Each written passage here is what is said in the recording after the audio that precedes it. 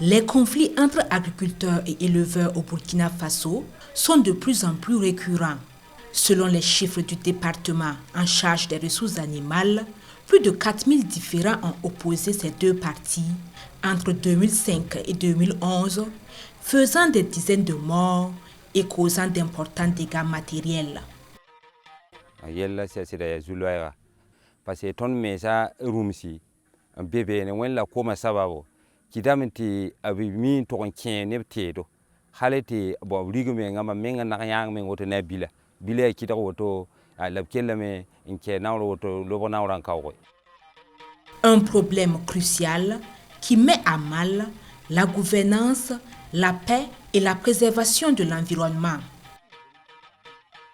Pour y remédier, cet homme a sa solution.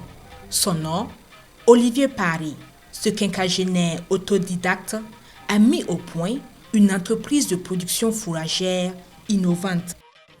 L'importance de la production fourragère, c'est de faire de telle sorte que les animaux soient en stabilisation, que les animaux ne se promènent pas trop, que les animaux aient une très bonne alimentation, afin d'apporter de la viande saine non seulement à la population, et aussi profiter de la fumure organique, parce que leur déchet est très important dans la composition de la fumure organique, et aussi surtout la production fourragère permettra d'atténuer considérablement les conflits entre les agriculteurs et éleveurs. Autre caractère innovant de cette solution, cette production fourragère est intégrée à la production céréalière sur un espace réduit. Sur 1 hectare, je produis en même temps les légumineuses qui sont très brisées par les petits ruminants, qui sont très riches.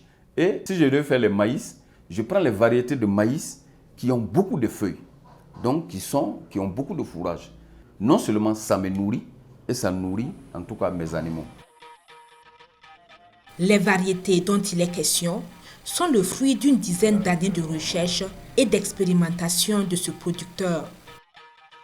La base de toute solution, surtout celle de la production fourragère, là, c'est de maîtriser les semences fourragères, leur cycle de production, leur densité en fourrage, parce que aussi ça permet de savoir si je fais 1 hectare, par exemple, de telle spéculation, je dois avoir tant.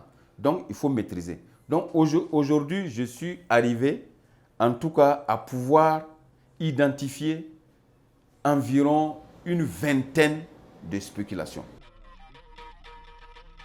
Et sur ces 24 hectares, cet amoureux de l'environnement pratique 11 hectares de foresterie, 12 hectares d'agriculture et d'élevage.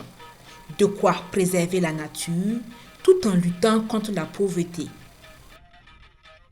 Dans cette expérimentation-là, j'ai pu toucher l'action sociale qui m'a donné des personnes déplacées.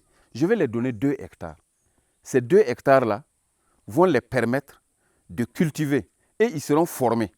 Ils vont comprendre qu'il y a aussi d'autres cultures.